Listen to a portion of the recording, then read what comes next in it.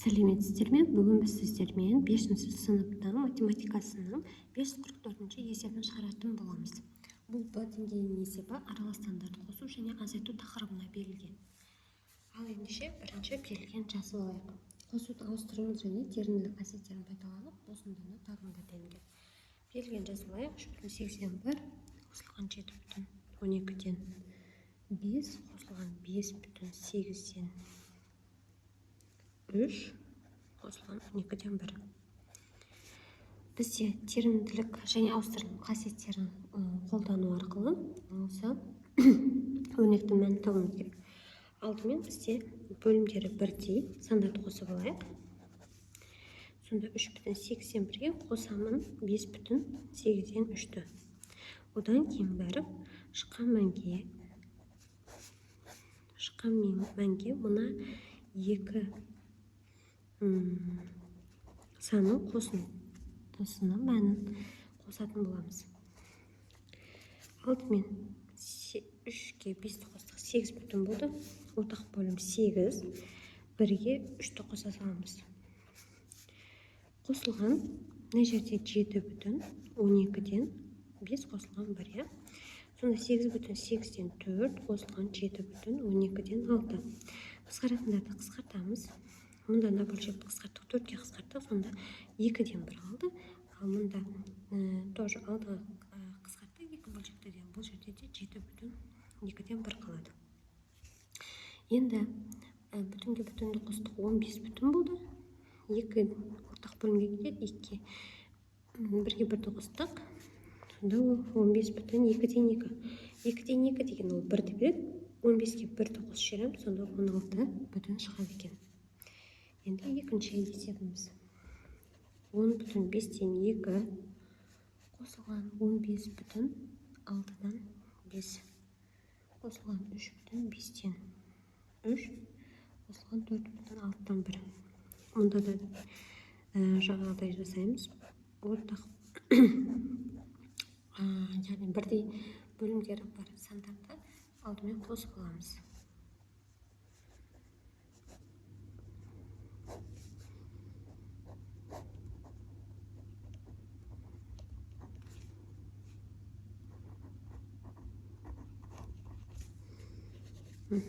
Енді бүтінге бүтінді қосылған 3 бүтін, ортақ бөлім 5, 2 қосылған 3.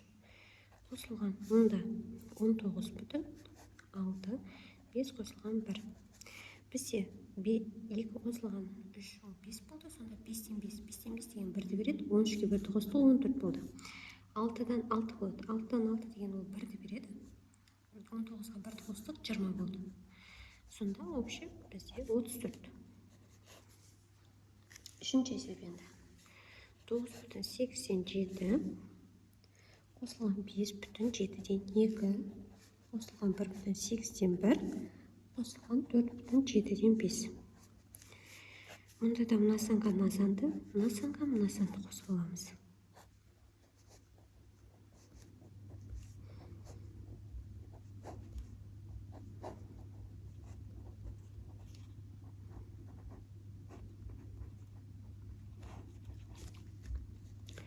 Ал енді 9-бүтінге 1,9-дағы 10 бүтін болды. Ортақ бөлім 8, 7 қосылған 1. Ал мұнда қосу. Мұнда 5-ге 4-ті қостық 9. Ортақ бөлім 7, 2-ге 5-ті қоса саламыз. Сонда мынау 8-ден 8 болады. 8-ден 8 ол 1-ді береді. Мұна 10-ға қосылады 1, 11 болады. Мұнда 7-ден 7 болады, ол 1-ді береді. 9-ға қосылады, ол 10 болады. Сонда қосында 21-ді береді. Енді төртінші есебіміз. 15 бүтін 18-ден 7 қосылған 11 бүтін 9-дан 8 қосылған 9-дан 4 қосылған 18-ден 5. Мына бөлшек пен мына бөлшек, мынаны қосып аламыз.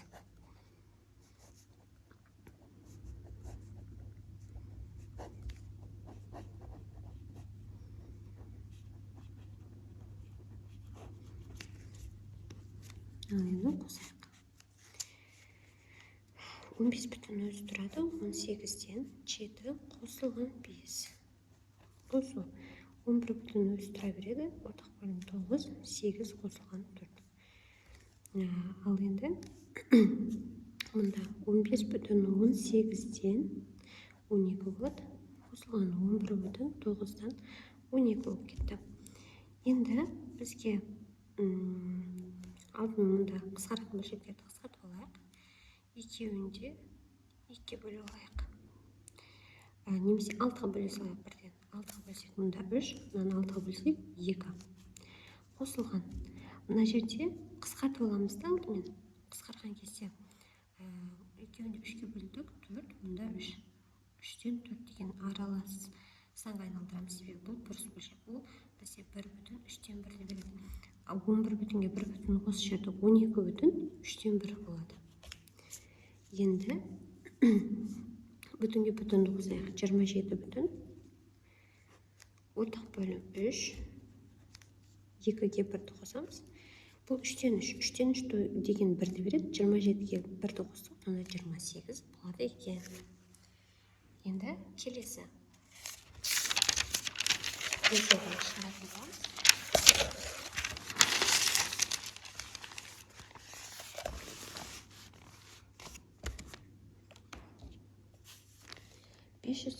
Есеп.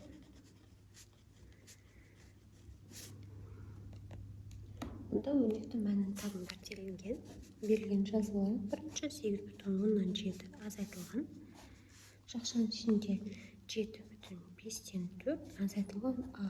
Мұндағы A'мыз бізде 6 бүтін 2-ден 1-ді береді.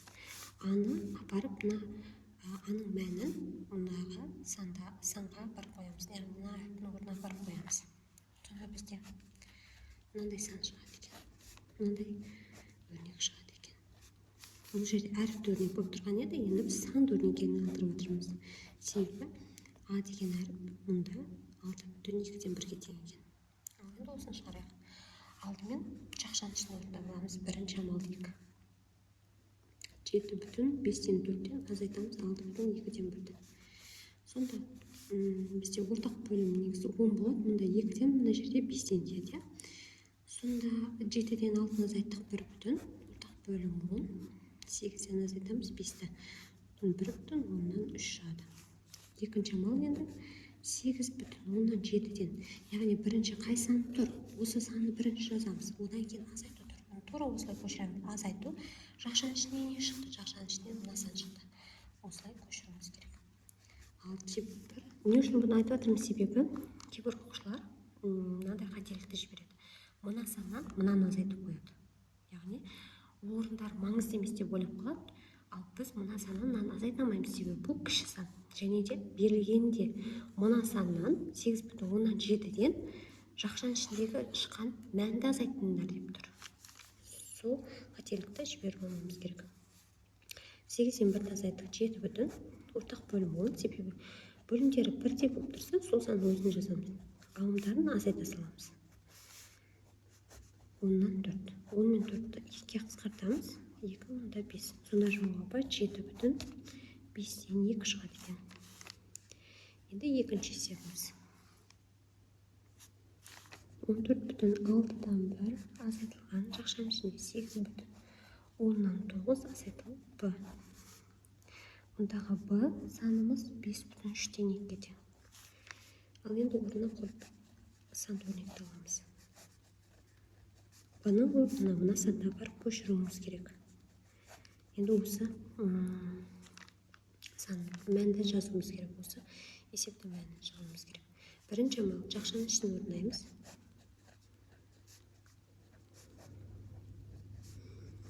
Бізде ортақ бөлім 30 болады, иә? Мұнда 3-тен, мұнда 10-нан тиіп тұр. Сонда 8-ден 5-ті азайту 3 болады. 27-ден азайтамыз 20-ны. Сонда 3 бүтін 30-дан 7. Бөлшек қысқармайды, сонда осы теңге қалады. Екінші амал 14 бүтін 6-дан 1-ден азайтамыз 3 бүтін 30-дан 7-ні. Бұл жерде ортақ бөлім 30 болады. Мұнда 5-тен де. Енді қарасаңыздар 5-тен 7-ні азайта алмаймыз. Сол себепті біз мына 14-тен бір санды азайтып тастаймыз. 13 бүтін қыламыз да, ал бөлімін сол күйге көшіреміз. ал алымына бөлімін қосамыз. Яғни бөлімдегі тұрған санды қосамыз. 7 деп аламыз. Сонда 13-тен 3-ті азайттық 10 бүтін болды. Ортақ бөлім 30. Мұнда 5-тен деді. Енді 35-тен 7-ні азайта аламыз. 35 азайтылған 7. 10 бүтін 30-дан 28 деген сан шықты. Енді 28 пен 30-ды екеуін қысқартайық. Екеуді екеге қысқартсам, онда 14, мына жерде 15 деген сан шығады. Сонда жауабы 10 бүтін 15-тен 14 деген сан екен. Енді үшінші есебіміз. Белгіні жазайық. А-дан азайту керек дейді. 9 бүтін 50-тен 3 азайтылған 5 бүтін 25-тен 7. Онда А deyip тұрған сан ол 7 бүтін 2-ден 1. Орнына барып қойып, санды өрнекті жаза аламыз. Аның орнына мына санды барып қой деп тұр.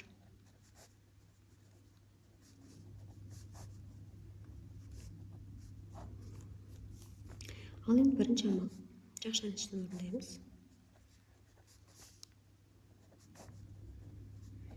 Енді қараңыздар, бұл жерде ортақ бөлім 50 болса, 50-ді 50-ге бөлім 1-ден деді, 50-ді 25-ге бөлсең 2-ден деді. Сонда 3-тен мен 14-ді азайта алмаймын, сол себепті. Мына 9-дан 1-ді азайып тастаймыз, 8 бүтін деймін. Бөліміндегі санды сол күйінде көшіреміз. Ал мына осы бөліміндегі санды қосамыз, 53. Енді осы санды азайтамыз. Ортақ бөлім 50 болды. Бүтін санымыз бізде 3 болады. Онда 50-ге 1-ден тиеді, 25-ге 2-ден тиеді. Сонда 53-тен азайтамыз 14-ті. 3 бүтін 50-ден 39. 39 пен 50 қысқармайды екен. Екінші есепке алуға көшеміз. 7 бүтін 2-ден 1-ден азайтамыз 3 бүтін 50-ден 39-ті. Мұнда да ортақ бөлім 50 болады. Мына жаққа 25-тен тисе, 25-тен 39 азайтамай қаламыз. Сол себепті 6 бүтін деп жазамын, 2-ден 3 дейміз. Себебі 3 қайықтан пайда болды. Мына санды, бөлімдегі санды алымына қосамыз. Сол кезде бізде 3 деген санымыз пайда болады. 3 бүтін 50-ден 39.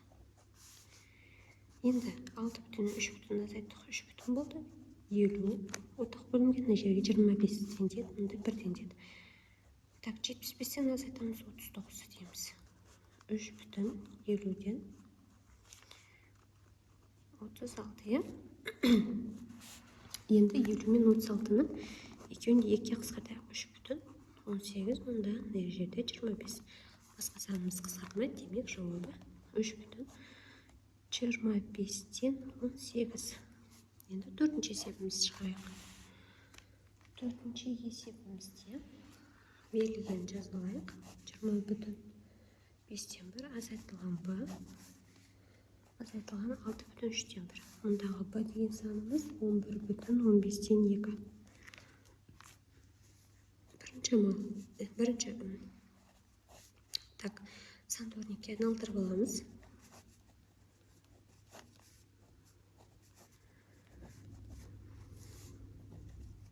Бірінші амалды орындаймыз.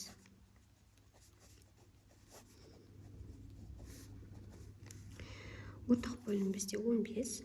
Онда 3-тен тисе, 3-тен 2-ні азайта аламыз. Сондықтан 20-дан 11-ді азайттық 9 бүтін, ортақ бөлім 15 болды. 3-тен азайтамыз 2-ні. Сонда 9-дан 9 бүтін 15-тен 1. Екінші амал 9 бүтін 15-тен 1-ден азайтамыз 6 бүтін 3-тен 1-ді. Онда ортақ бөлім 15 болады. Мына жаққа 5-тен деп қалады. 1-ден 5 азайтамаймыз, сондықтан 9-дан 1-ді азайтып тастаймыз. 8 бүтін, ал жоғарғы 16-ны жазамыз. Себебі мына 1-ге 15-ті қосуымыз керек. Сонда 2 бүтін 15-тен, онда 5-тен деді. 16-дан 5-ті азайттық 11. Жауабы 2 бүтін 15-тен 11.